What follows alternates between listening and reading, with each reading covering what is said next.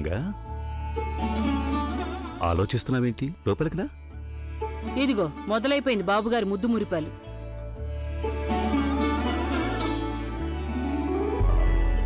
తనకేమైనా హారతి వదల్చారా ఏంటి? పద, చాలా పనులున్నాయి అక్కడ. చిన్నమ్మ, ఇప్పుడు మీరు ఎలా ఉన్నారు? ఇప్పుడు వచ్చేసావుగా, ఇక నేను చాలా బాగుంటాను.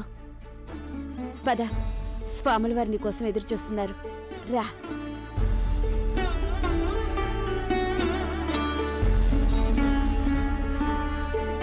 రా.